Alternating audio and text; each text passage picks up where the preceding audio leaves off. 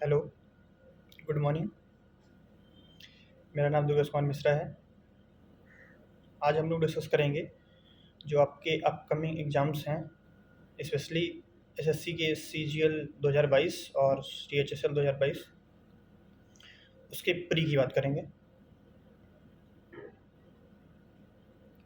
CGL में तो 4 step होते हैं और सीएचएसएल में 2 स्टेप होते हैं। तो अभी फ़िलहाल अब जो आज का फोकस है वीडियो का, वो सीएचएसएल, सीजीएल, एमटीएस, सीपीओ, इन सब का जो प्री होता है वो उस एग्ज़ाम के पैटर्न के बारे में ब्रॉड में डिस्कस करेंगे। अपने बारे में, मेरे बारे में ज़्यादा लोगों को पता होगा, जिनको नहीं पता है, मैंने 4 सीएचएसएल दिया है, जिसमें क्वालिफाई 4 सीएचएसएल मेरा क्वालिफाई हुआ है, 2 सीजीएल क्वालिफाई हुआ है। अभी मैं प्रेजेंट टाइम में डिफेंस मिनिस्ट्री में वर्किंग हूँ और कस्टम ऑफिसर यानी कि प्रिवेंटिव ऑफिसर मुंबई में सेलेक्टेड हूँ। ज्वाइनिंग होने वाली है, नेक्स्ट मंथ ज्वाइनिंग है। ठीक है, तो शुरू करते हैं।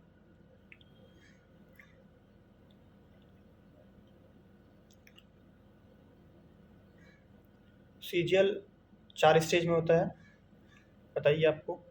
प्री होता है, फिर मेंस होता है, डिस्क्रिप्टिव होता है और फिर सीपीटी होती है। ये मेन स्टेप होते हैं। इसके बाद में डॉक्यूमेंट वेरिफिकेशन होता है और उसके बाद में फिर फाइनल रिजल्ट आता है। आज जो हम लोग का टारगेट है वो है उस बात करना है। फोकस जो रहेगा आज की वीडियो का वो रहेगा प्री एग्ज़ाम कैसे बहुत आसानी से क्वालिफाई करें, कौन कौन सी गलतियां हमसे होती हैं। कुछ लोग 1 साल से, 1.5 साल से, 2 साल से तैयारी कर रहे हैं या अभी तैयारी शुरू करने वाले हैं, उनको समझ में नहीं आता कि कौन सी बुक फॉलो करें, कौन सा एग्ज़ाम कैसे होता है, किसमें कितने नंबर क्वेश्चन आता है, कौन सी एरिया को फोकस करें। तो वो सारी चीज़ें हम लोग डिस्कस करेंगे आज। ठीक है, तो शुरू आते हैं अपनी पॉइंट पे। तो जो आपका प्री होता है वो 100 क्वेश्चन का होता है। 1 घंटा टाइम आपको रहता है, 60 मिनट टाइम रहता है। 4 सेक्शन होते हैं उसमें। पहला रहता है आपका 25 क्वेश्चन का मैथ रहता है, 25 क्वेश्चन इंग्लिश रहता है, 25 क्वेश्चन रीजनिंग रहता है और 25 क्वेश्चन जीएस रहता है। ठीक है, मैथ्स की अगर बात करें तो मैथ्स में आपका एक 25 क्वेश्चन में अरिथमेटिक रहता है और एडवांस दोनों रहता है। प्री में एडवांस का वेटेज थोड़ा सा कम रहता है। जैसे मान लीजिए अगर 25 क्वेश्चन है तो 12 से 15 क्वेश्चन इसके होंगे अरिथमेटिक के और 5 से 6 क्वेश्चन आपका एडवांस का रहेगा। 3-4 क्वेश्चन जो रहता है वो डाटा इंटरप्रिटेशन का होता है। ठीक है, जिसको आप अरिथमेटिक ही मान सकते हैं। फिर इंग्लिश में, तो इंग्लिश में सबको पता ही होगा, वो कैब आती है, कॉम्प्रिहेंशन आता है। ठीक है, एरर्स आती हैं, फिल द ब्लैंक्स आते हैं। रीजनिंग में टॉपिक आपको सिलेबस दिया गया है, एसएससी की वेबसाइट से आप डाउनलोड कर सकते हैं या फिर गूगल में भी आपको मिल जाएगा। तो उसमें एनोलॉजी है, कैलेंडर है, ठीक है, स्टेटमेंट एंड कंक्लूजन है, बहुत ढेर सारे टॉपिक दिए गए हैं आपको, जिनको आपको देख लेना है कि क्या पूछा जाता है। जीएस में भी अगर जीएस की स्पेशली बात करें तो इसमें लगभग 18 से 20 क्वेश्चन ऐसे आते हैं जो कि नॉर्मल स्टैटिक रहते हैं और 6 से 7 क्वेश्चन ऐसे आते हैं जो कि करंट अफेयर बेस्ड रहते हैं। इनका वेटेज थोड़ा बहुत कम ज़्यादा हो सकता है। ठीक है, तो सब्जेक्ट वाइज एक पे अच्छे से बात करेंगे, कौन सी बुक फॉलो करना है, क्या करना है, कौन सी गलती नहीं करनी है। सबसे पहले अगर मैथ की बात करें तो आपको सबसे पहले ये करना है, कोई भी अगर आप एग्ज़ाम देने जा रहे हैं तो आपको ध्यान ये रखना है कि उसका सिलेबस पहले आप देख लीजिए कि उसमें क्या पूछा जाता है। होता क्या है कि हम लोग को सिलेबस पता नहीं होता है, तो अगर हम कोई भी सोर्स फॉलो करते हैं तो आप कभी-कभी उन चीज़ों पे ज़्यादा फोकस कर देते हैं जो चीज़ें एग्ज़ाम में नहीं पूछी जाती हैं या किसी और एग्ज़ाम में पूछी जाती हैं। तो आपको ये ध्यान रखना है कि सबसे पहले हमको क्या करना है, सिलेबस देख लेना है। सिलेबस में जो आपका है, सिलेबस में आपका जो है उसके हिसाब से हमें पढ़ना है। ठीक है, तो मैथ्स में आते हैं। मैथ्स में आपको अगर स्टार्टिंग आप कर रहे हैं, अभी जो अभी बिगिनिंग कर रहे हैं या 1-2 महीने, 2-3 महीने हुआ, उनके लिए आपको बुक जो प्रेफर करना है वो कौन सी करना है, या तो आप राकेश यादव की कोई बुक ले लीजिए और या तो आर एस अग्रवाल। मैंने आर एस अग्रवाल पढ़ा था, उसके बाद में राकेश यादव भी लगाई थी। तो आप इन दोनों में से कोई भी एक बेसिक बुक अरिथमेटिक के लिए प्रेफर कर सकते हैं। दोनों बुक अच्छी हैं, कोई प्रॉब्लम नहीं है। ये आपके एग्ज़ाम को आपको एग्ज़ाम तक पहुंचा देंगी और आप उसमें अच्छा कर पाएंगे। बेसिक के लिए, अरिथमेटिक के लिए आपको ये दोनों, इन दोनों में से कोई एक बुक करने के बाद में आप प्रीवियस ईयर में कैसे क्वेश्चन पूछे जाते हैं,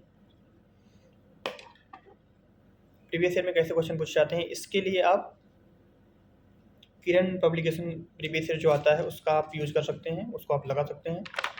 ठीक है, ताकि अगर आपको लगता है कि हमारा मैथ्स में भी कॉन्फिडेंस नहीं है तो ये अगर आप बुक लगा लेंगे तो आपको कॉन्फिडेंस आ जाएगा।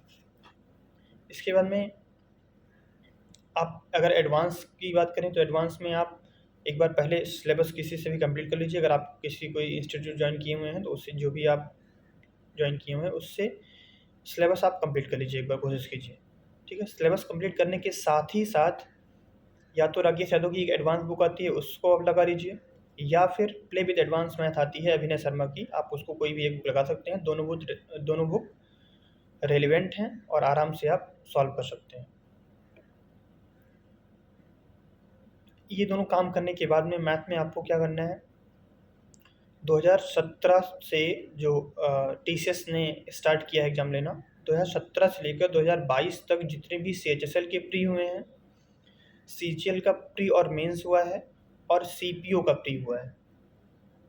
रिपीट करते हैं, सीएचएसएल का प्री, सीजीएल का प्री और मेंस, सीपीओ का प्री, ये, और लास्ट जो अभी हुआ है 2021 और 22 का जो एमटीएस का पेपर हुआ है वो, उसका जो प्री हुआ है केवल लास्ट 2 साल की 21 और 22 का, क्योंकि इसका पेपर थोड़ा अच्छा है एमटीएस वाला।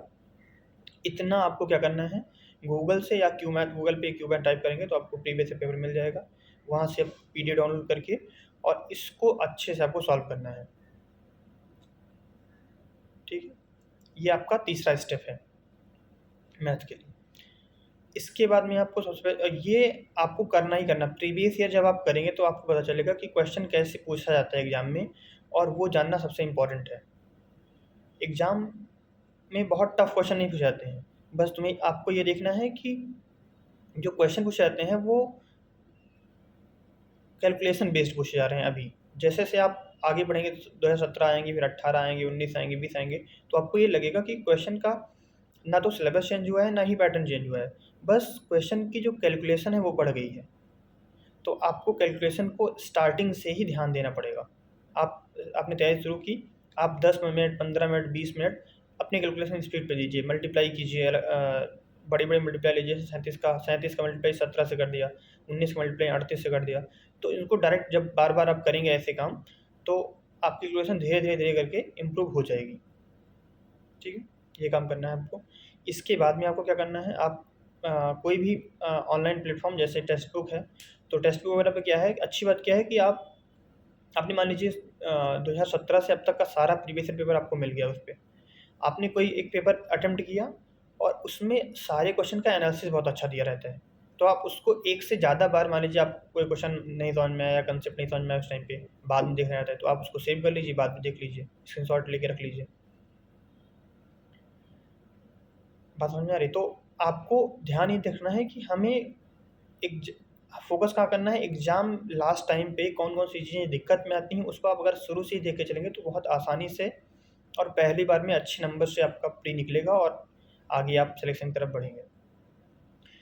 इसके बाद में आपको, जब आप प्रीवियस ईयर पेपर लगाएंगे ये 2017 से 2022 तक, तो आपको 25 में से लगभग 20-21 क्वेश्चन ऐसे मिल जाएंगे जो नॉर्मल होंगे, जिनको आपको समझ में आ रहा होगा और आप दोबारा मिलेगा तब भी कर लेंगे।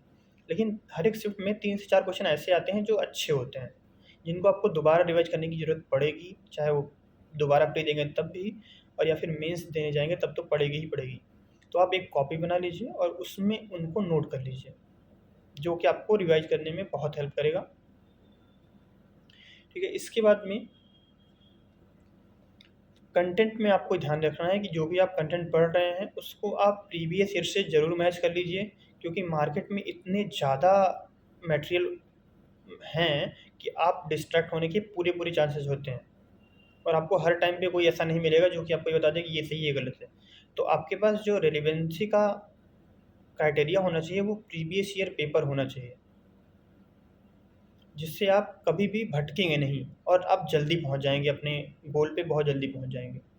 तो आपको जो आप पढ़ रहे हैं वो प्रीवियस ईयर में कभी पूछा गया है कि नहीं पूछा गया है, आपको ये प्रीवियस ईयर पेपर जब आप लगाएंगे तभी आपको समझ में आएगा।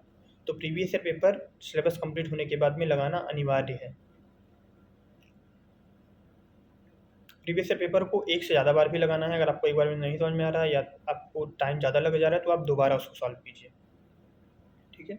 जितने अच्छे से आप प्लान करके पढ़ेंगे उतना जल्दी सिलेक्शन होगा। सिलेक्शन तो सबका होगा, जो पढ़ रहा है उसका सिलेक्शन कहीं न कहीं तो होगा ही। लेकिन आपको ध्यान ये रखना है कि हमें सबसे बहुत अच्छा सिलेक्शन लेना है और जल्दी लेना है। और अभी 2022 की जो वैकेंसी आने वाली हैं, ये बहुत ज़्यादा वैकेंसी आने वाली हैं, क्योंकि आपको पता है कि 2 साल बाद चुनाव है। तो सेंट्रल गवर्नमेंट ये पूरा कोशिश करेगी कि हम ज़्यादा से ज़्यादा वैकेंसी निकाल के और ये दिखाएँ कि हमने बहुत रिक्रूटमेंट किए हैं। पिछले 3-4 सालों में वैकेंसी अच्छी नहीं आई है, तो इस बार पूरी उम्मीद है कि 15,000 16,000 से ज़्यादा वैकेंसी आएँगी, जो कि बहुत बड़ी बात होगी। जिनकी कम तैयारी है, एवरेज तैयारी है, वो भी अगर अच्छे से प्लान करके अभी से पढ़ेंगे, तो 2022 में आप एक अच्छी रैंक के साथ और अपने होम स्टेट में बढ़िया नौकरी पा सकते हैं। जिसके लिए आपको अभी से लगना पड़ेगा, लापरवाही बिल्कुल नहीं करनी है। चाहे आप पेट देने वाले हैं, चाहे आप सीएचएसएल देने वाले हैं, चाहे सीजीएल देने वाले हैं, आपके लिए जो टाइम चल रहा है ये बहुत ज़्यादा क्रूशियल है, ठीक है। आगे बढ़ते हैं। तो ये जो 2022 आ रहा है ये आपके लिए बहुत बड़ी अपॉर्चुनिटी लेके आ रहा है। क्यों? क्योंकि आपको ये पता होगा, जो लोग सोशल मीडिया से लोग कनेक्ट हैं, कि इस बार क्या हो रहा है कि जो पोस्टल असिस्टेंट की वैकेंसी होती थी, वो भी इस बार इसमें ऐड हो जा रही है, जो कि 24 ग्रेड पे है। और उसकी लगभग 2 से 3 हज़ार वैकेंसी इसमें कम से कम ऐड होगी, 5,000 भी हो सकती हैं वो। एक नई वैकेंसी ऐड हुई सीजीएल में, एग्जीक्यूटिव ऑफिसर की, जो कि 4200 ग्रेड पे है, एक अच्छी जॉब है। इसके बाद अभी तक क्या होता था कि जो टैक्स असिस्टेंट बनते थे उनको 4-5 साल में प्रमोट करके सीनियर टीए बनाया जाता था, सीनियर टैक्स असिस्टेंट बनाया जाता था, जो कि 42 ग्रेड पे होती थी। लेकिन सीनियर टीए पे बहुत ज़्यादा वैकेंसी होने की वजह से इस बार पहली बार ऐसा हो रहा है कि सीनियर टीए को एक पोस्ट के तौर पे भी इसमें शामिल किया गया है, जिसकी वैकेंसी भी आएगी ढेर सारी। तो इसका मतलब ये है कि आपको 2022 सीजीएल को बहुत अच्छे से लेके चलना है, कि प्लान अभी से करके कि हमें इसमें सिलेक्शन लेना ही लेना है। अगर आपकी एवरेज तैयारी है तब भी इसमें, क्योंकि वैकेंसी ज़्यादा है, तो सिलेक्शन होने के चांस बहुत ज़्यादा हैं।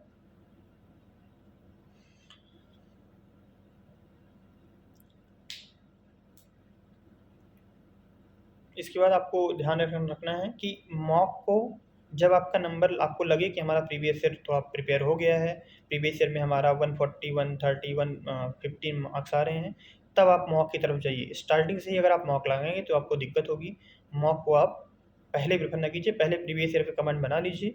मॉक में अपने आप नंबर आपका अच्छा आएगा ही आएगा, क्योंकि मॉक जो होता है उसमें 60 to 75% क्वेश्चन जो होते हैं वो प्रीवियस ईयर ही होते हैं। जब आप प्रीवियस ईयर लगा के देखेंगे तो आपको खुद लगेगा कि ये बहुत आसान लगेगा मॉक। तो आपको ध्यान ये रखना है कि मॉक शुरू में नहीं लगाना है। पहले आप एक बार सिलेबस कंप्लीट करके प्रीवियस ईयर लगा लीजिए और प्रॉपर चैनल से तब आप जाके मॉक लगाना है आपको, ठीक है।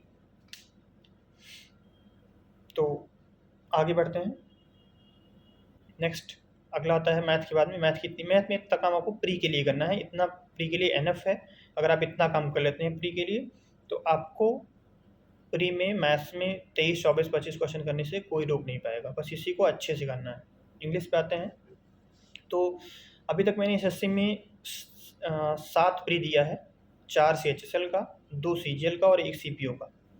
इन सब में मुझे जो एक नॉर्मल लोगों से जो एज मिली है वो इंग्लिश ने ही दिलाया है मुझे। चाहे वो मेरी रैंक हो, चाहे वो मेरा सिलेक्शन हो, उसमें इंग्लिश का बहुत बड़ा योगदान रहा है। मैं हिंदी मीडियम रहा हूँ, प्योर हिंदी मीडियम, लेकिन बस थोड़ा-सा सही तरीके से पढ़ के, जैसे मैं आपको बता रहा हूँ, ये सब मैंने किया हुआ है। इसमें एक्स्ट्रा एफर्ट भी डाला है मैंने, वो भी हम आपको बाद में बताएँगे, धीरे-धीरे करके एक-एक स्टेप। तो आपको ध्यान ये रखना है कि अगर आप हिंदी मीडियम हैं या इंग्लिश मीडियम हैं, आपको ये दिमाग से निकाल देना है कि हम हिंदी मीडियम में तो हमारी इंग्लिश अच्छी नहीं होगी, ऐसा बिल्कुल भी नहीं है। बस आपको ये देखना है कि एग्ज़ाम में क्या पूछा जाता है और हमें उसको पढ़ना है। 100% आपकी इंग्लिश बहुत अच्छी होगी। मेरा इंग्लिश में अभी तक कभी भी हमने पहला प्री जैसे 2017 सीएचएसएल का, तो मेरा 23 सही था, 2018 का दिया तो 25 सही था, 2019 का दिया तो 24 सही था, और 2020 का दिया तो फिर 23 सही था। सीजीएल में पहली बार मेरा 2019 में 24 सही था, और 20 में 25 सही था। तो मतलब आपको सुन के लग रहा होगा कि ऐसा कैसे हो सकता है, लेकिन ऐसा हो सकता है। तैयारी जब आप करेंगे अच्छे से, ईमानदारी से, तो 100% हो जाएगा। ठीक है, क्या करना है इंग्लिश में आपको, शुरुआत करते हैं। सबसे पहले आपको एसएससी का सिलेबस देख के और सिलेबस कंप्लीट करना है। अगर आपने इंस्टीट्यूट ज्वाइन किया है तो उस जो भी आपको टीचर पढ़ा रहे हैं उसके हिसाब से आपको एक बार उनके साथ साथ में सिलेबस कंप्लीट करना है। और उसके साथ ही जैसे आपने एक चैप्टर पढ़ा तो आपको बीके सिन्हा या फिर लूसेंट से किसी एक बुक से उस चैप्टर को सॉल्व कर लेना है। ठीक है, ये काम करना है। इसके साथ में आपको एमबी पब्लिकेशन की बुक आती है और विद्यासागर, इन दोनों से वोकैब भी तैयार करना है। वोकैब तैयार करने में कुछ लोग कहते हैं भूल जाते हैं, तो सबके साथ ऐसा होता है कि वो अगर आप वोकैब याद करेंगे, कोई भी चीज़ अगर आप याद करेंगे तो आप भूलेंगे भी, ये नॉर्मल सी बात है। आपको क्या करना है, वोकैब को रटना नहीं है। आपने क्या किया, आज ए पढ़ा, कल बी पढ़ा, परसों सी पढ़ा, फिर ऐसे ऐसे करके आप जेड तक पहुँच गए और फिर इसी को रिपीट कीजिए।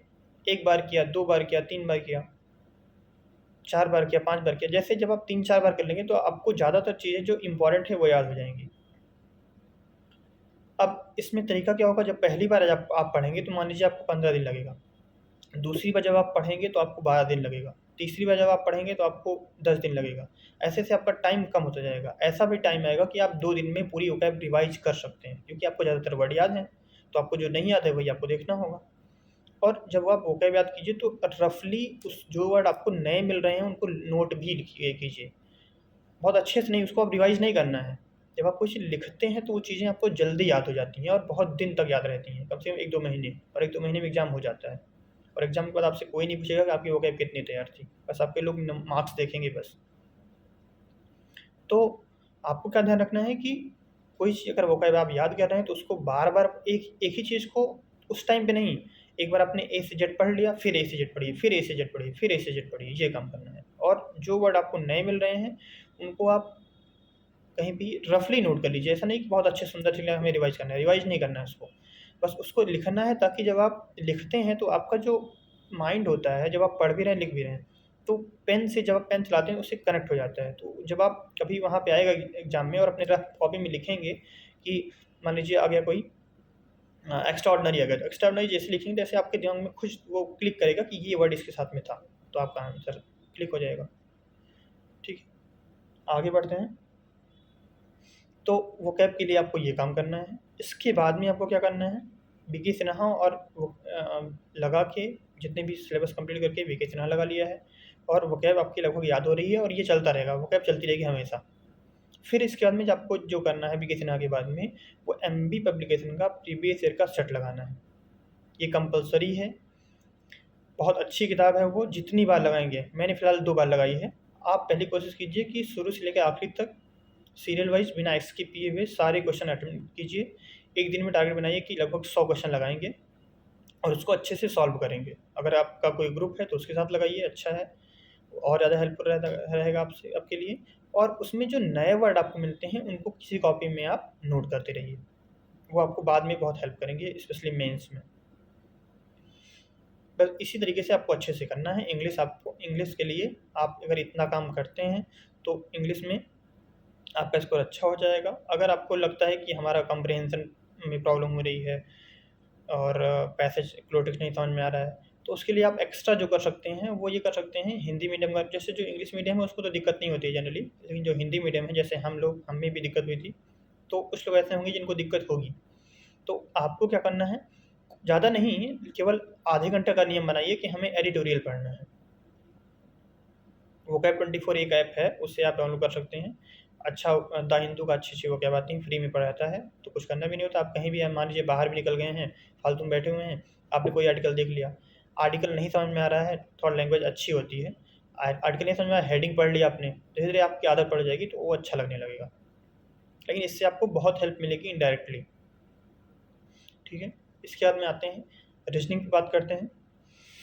तो मैथ और इंग्लिश हो गया, अब रीज़निंग की बात करते हैं। तो रीज़निंग आपको ये ध्यान रखना है कि अगर आपकी मैथ थोड़ा ठीक-ठाक है तो रीज़निंग आपका हो जाता है। लेकिन अगर आपको रीज़निंग में प्रॉब्लम आ रही है और अगर आप एकदम बेसिक से स्टार्ट कर रहे हैं, अभी एकदम नए हैं या कम समझ में आ रहा है, तो आपको ध्यान ये रखना है कि कोई भी आप एक पेपर उठाइए प्रीवियस ईयर का CHSL या CGL का प्री का, और उसमें रीजनिंग में आप आधे घंटा का टाइम लगा लीजिए और 25 क्वेश्चन सॉल्व कीजिए। अगर उसमें आपको 25 में से आपका 20 क्वेश्चन प्लस सही हो गया है तब ठीक है। अगर नहीं सही हो रहा है, 20 से कम सही हो रहा है आपका, तो आपको क्या करना है, अजय अजय कुमार चौहान की एक बुक आती है वर्बल रीजनिंग करके, उसको आप ले लीजिए और उसमें से जो SSC में जितने चैप्टर पूछे जाते हैं सिलेबस के अकॉर्डिंग, उनको आप एक बार सॉल्व कर लीजिए। अगर आपका नंबर 20 क्वेश्चन से कम सही हो रहा है तो इसका मतलब आपका अभी बेसिक आपको पढ़ना पड़ेगा। या फिर आप इसके अलावा एक अरिहंत की पतली बुक आती है, उसको भी लेके पढ़ सकते हैं, उसमें भी SSC वाली चीज़ हो जाती है, ज़्यादा चीज़ें। ये दोनों काम करना है आपको तब जब 20 क्वेश्चन से आप कम कर पा रहे हैं आधे घंटे में। अगर आप 20 ज़्यादा कर ले रहे हैं तो आपको क्या करना है, 2017 से लेकर 2022 तक जितने भी प्री हुए हैं CHSL के, CGL के, CPO के और लास्ट 2 साल का MTS का, उसकी रीजनिंग आपको एक दिन में कम से कम 50 क्वेश्चन या 100 क्वेश्चन जितना भी पॉसिबल हो आपके लिए, उतना आपको सॉल्व करना है। एक दिन में मिनिमम 50 क्वेश्चन, और अगर 100 क्वेश्चन हो जाए तो बहुत अच्छी बात है। इतना आपको सॉल्व करना है। जब आप सॉल्व करेंगे तो रीजनिंग में भी आपको 2-3 पैटर्न एक 25 क्वेश्चन में ऐसे मिलेंगे जो कि आपको नए लगेंगे। तो उनकी एक आप नोट बना लीजिए पतली सी कॉपी में, और उसको आप नोट करते रहिए। वो आपको जब एग्ज़ाम आएगा तो रिवाइज़ करने में आपको हेल्प मिल जाएगी। जो भी नया पैटर्न मिले उसको हम यहाँ नोट करके रख लेते हैं, ठीक है? ये आपका हो जाएगा रीजनिंग में। रीजनिंग में इतना काम करने से आपको जितनी भी रीजनिंग आएगी, चाहे वो यूपी का कोई भी एग्ज़ाम हो, हमने यूपी में BDO भी दिया है, जूनियर असिस्टेंट भी दिया है, पेट भी दिया हुआ है, ठीक है? सारी एग्ज़ाम हमने दिया हुआ है, मुझे पता है कि कौन सा किसका लेवल है, पुलिस भी दिया हुआ था। तो रेलवे है, रेलवे भी दिया है मैंने, CDS भी मैंने दिया है, क्वालीफाई भी किया है। तो मुझे आइडिया है कि रीजनिंग में इससे अगर आप इतना कर लेते हैं और अच्छे से, तो आपको इससे बाहर रीजनिंग आपकी नहीं है कि 1-2 क्वेश्चन 25 में से 23-24 क्वेश्चन आपका हो जाएगा। एक आध क्वेश्चन बहुत ज़्यादातर लोग का नहीं हो पाता है, मेरा भी नहीं हो पाता है। 23-24 ही रीजनिंग हो पाती है। एक आध क्वेश्चन ऐसे आते हैं जो कि उस टाइम पे क्लिक नहीं करते हैं, तो इसमें कोई प्रॉब्लम नहीं है। अगर आप 23-24 रीजनिंग कर लेते हैं तो एक अच्छा स्कोर माना जाएगा और आपका सिलेक्शन हो जाएगा, ठीक है? आगे बढ़ते हैं। तो आपको रीजनिंग में फोकस करना है स्पेशली। कुछ अच्छे पेपर आए हैं, जैसे MTS 2020-21 का पेपर बहुत अच्छा रीजनिंग में आया हुआ था, और CPO 2019, 20 और 21 तीनों की प्री में जो रीजनिंग आई थी बहुत अच्छी आई थी। इसको आप अच्छे से देख लीजिएगा एक बार, ठीक है? आगे बढ़ते हैं। सबसे इम्पोर्टेंट और सबसे ज़्यादा पूछा जाने वाला क्वेश्चन है कि GS कैसे पढ़ें, समझ में नहीं आता है। SSC वाली प्रॉब्लम बहुत ज़्यादा होती है, हमें भी प्रॉब्लम ये है थी, और इसमें कोई प्रॉब्लम नहीं है। अगर आप SSC की एग्ज़ाम दे रहे हैं तो आपका जो वेटेज है वो मैथ और इंग्लिश का है, यानी आपको फोकस उसी पे करना है। बस GS को आप छोड़ भी नहीं सकते हैं, तो GS करना तो है ही, लेकिन GS में आपको थोड़ा लिमिटेड रखना है अपने आप को। लिमिटेड की बात करें अगर, तो आप अगर एक दिन में लगभग 90 मिनट यानी 1.5 घंटे दे रहे हैं तो वो GS के लिए काफ़ी है। 1 घंटे आप क्या कीजिए, GS का स्टैटिक पार्ट पढ़ लीजिए और 30 मिनट में कुछ मिसलेनियस देख लीजिए, या फिर उसी 30 मिनट में करंट अफेयर देख लीजिए, दोनों में से एक कोई।